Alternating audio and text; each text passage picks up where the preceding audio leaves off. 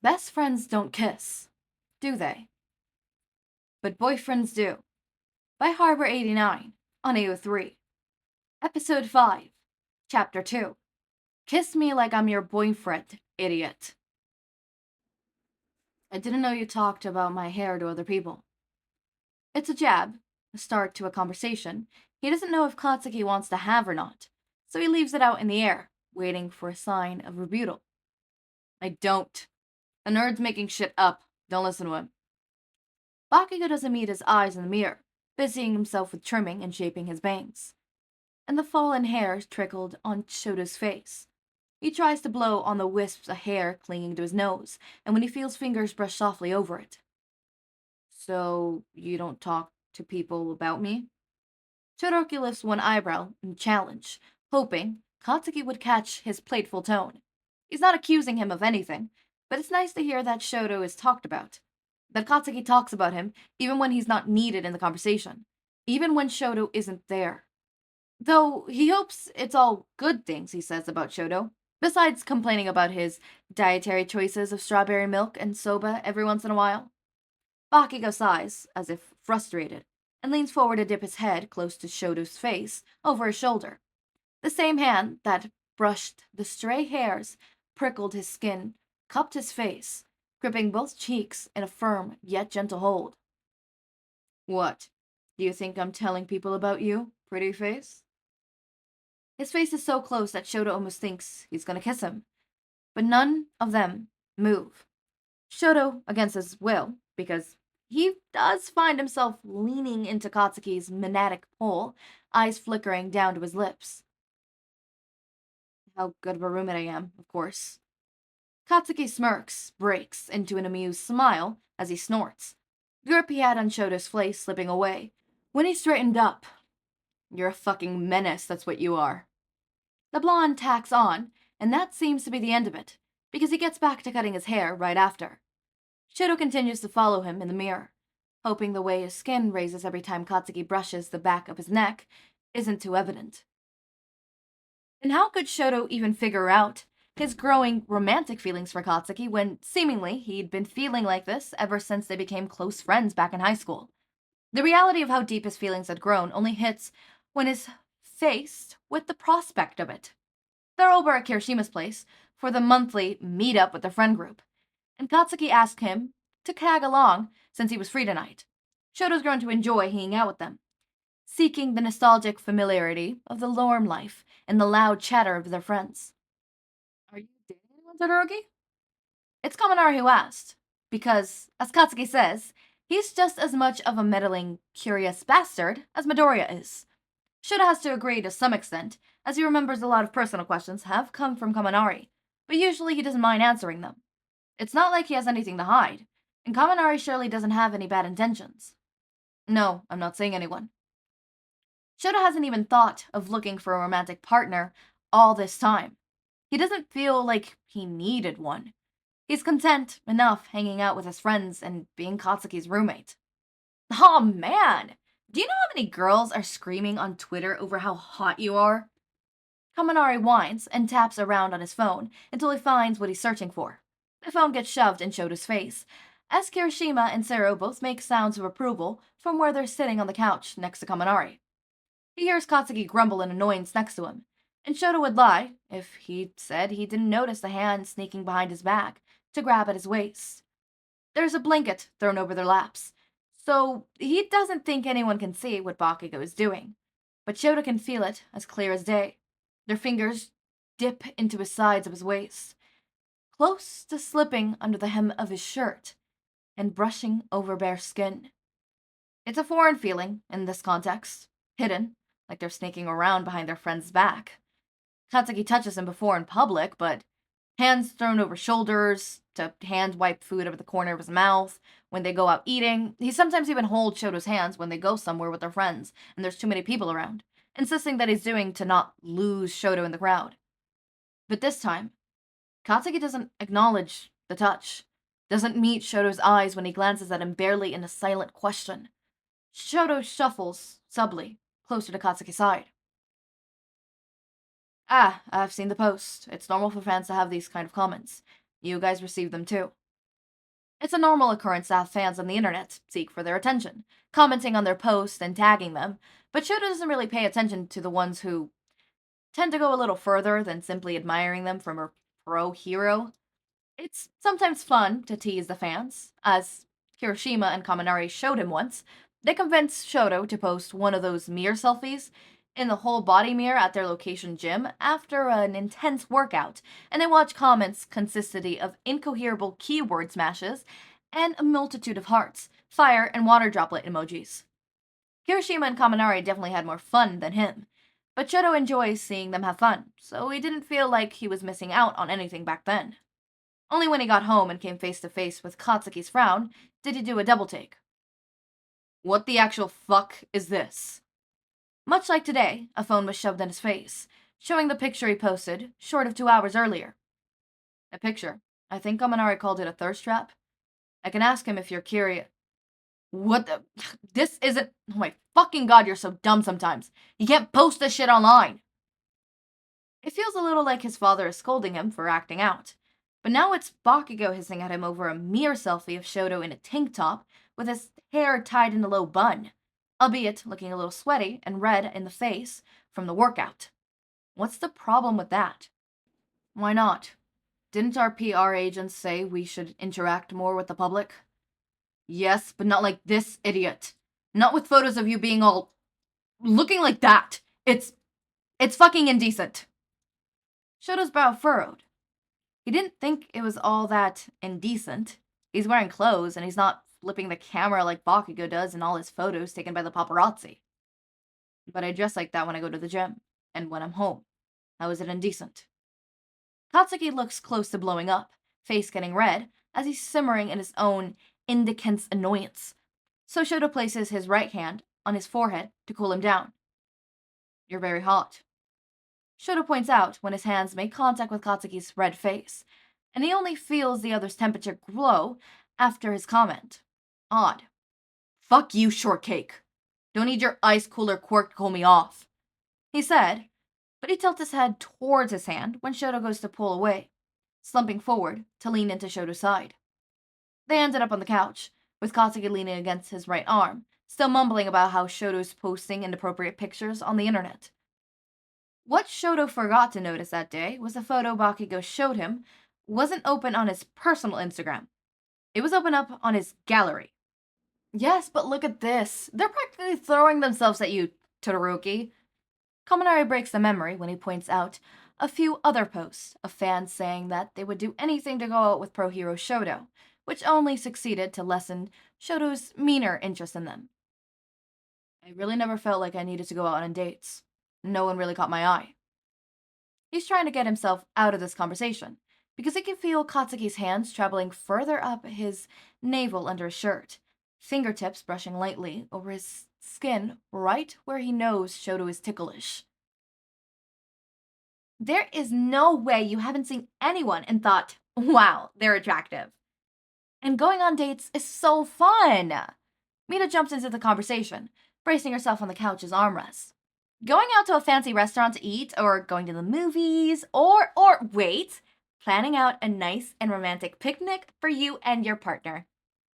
The girl looks close to swooning the more she goes on to list date ideas, but Shoto thinks his brain is somewhat glitching when it comes to the term romantic partner, because every time he tries to imagine himself on one of those dates, Katsuki's face pops up. And so Shoto finds himself envisioning a multitude of dates with Katsuki as his date. Katsuki holding his hand as they walk through the park under the blooming cherry blossom trees. Katsuki coming to pick him up with a bouquet of flowers, despite them living together. Or Katsuki driving him back home and asking if Shoto would like to come in. Maybe spend the night. Shoto has to dig dull fingers into the heel of his palm to stop that train of thoughts. That was going a little too far. And that's not all, Todoroki. Kaminari raises his hand to motion for Mina to let him speak.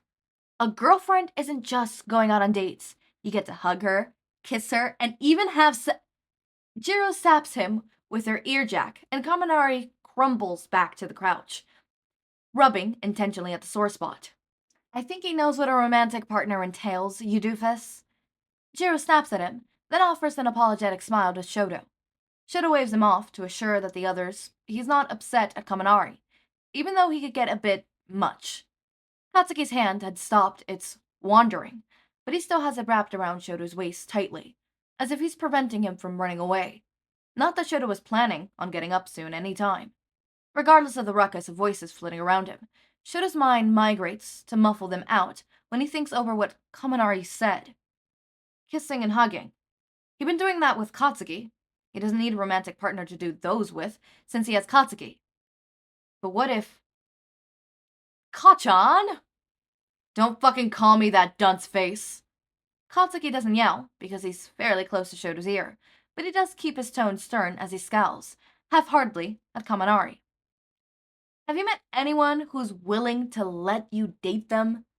Kaminari finishes question, making an ugly face toward Bakugo, but ends up in a fit of giggles when he, presumably, sees Katsuki's face contort into an even deeper scowl. Haha, so fucking funny, Sparkplug. And it's just the implication, the idea of it, that has Shoto feeling an ugly sensation recoil in his chest. Katsuki dating someone. Someone else getting to kiss and hug Katsuki like he himself does. The mere concept of it leaves a bitter taste in Shoto's mouth. But Bakugou, what about that one guy I told you about? You know, the one you went out with last week? Kirishima perks up from his spot and looks indigently at Katsuki while he talks. Shut up about it, shitty hair. A pillow makes contact with Kirishima, interrupting him mid-sentence. But Shoto's heard enough to figure out what he was talking about. Katsuki went on a date, and it was just last week. Katsuki kissed him last week. Kissed him Friday night, right before he went out saying he was going to meet up with Kirishima and that he won't be long. Carried Shoto to bed when he got home, because Shoto had been up waiting for Katsuki that wasn't going to get home anytime soon, and so Katsuki let sleep take him. The touch of Katsuki's hand on his waist doesn't feel as good as it did moments ago. Shoto feels himself wanting to sink into the couch or bolt out of the apartment altogether. So violent, Blasty. No wonder you're not getting any dates. Shinso butts into the conversation, equipping from his spot on the beanbag off to the side. Don't make me get up, eye bags. Katsuki snarls at him, but since they've run out of pillows to throw, Shinso gets the finger and another insult thrown at him. I'm just saying, you might want to mellow out if you want to get in anyone's pants before you explode our heads off out of frustration.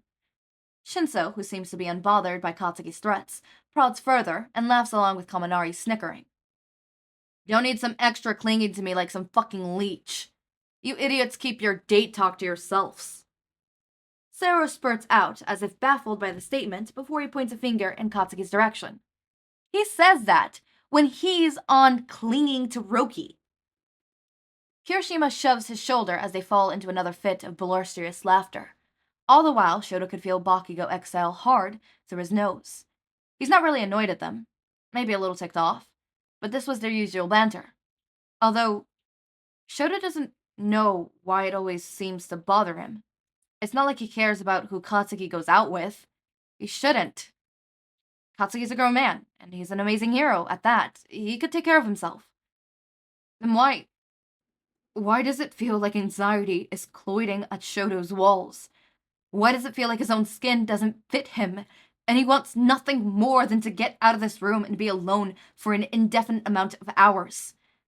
All the moments of Katsuki holding him close, kissing him, calling him sweet names like princess and pretty boy, rushed down into an avalanche of memories, which stormed Shoto with an unmiserable feeling. One he never thought he'd find himself feeling, not after how he grew up. Oh God. Has he been in love with Katsuki all this time? Has he been taking advantage of how comfortable and safe he feels around each other to get hugs and kisses from his supposed best friend? Has Shoto been this blind that he couldn't recognize the love of his life when he's been standing right in front of him this whole time? Being in love with your best friend also means sadness. It's also fucking sad, because it means you have to hide it from him.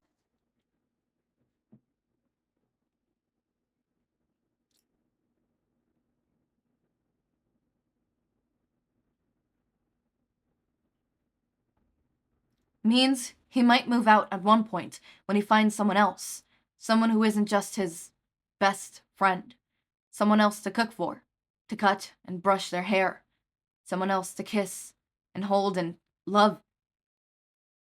Being in love with your best friend is wonderful. Being in love with your best friend is terrifying. Being in love with Katsuki is like eating a whole rose.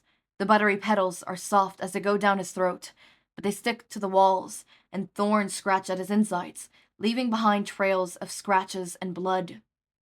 It's a beautiful torture, because it's Bakugou Katsuki. The thing with wanting Katsuki to himself is that it comes as a constant nagging at the back of Shouto's head. Once it clicks in his mind that he wants Bakugou to himself, it gets harder to let him go. To imagine him choosing someone else over Shouto.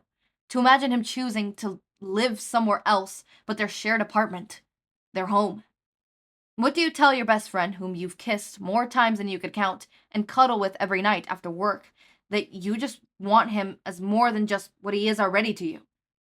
How do you break a friendship for selfish reasons? How does Shouto tell Katsuki he wants more than anything, more than what he deserves? Maybe because Shouto has never made to be loved?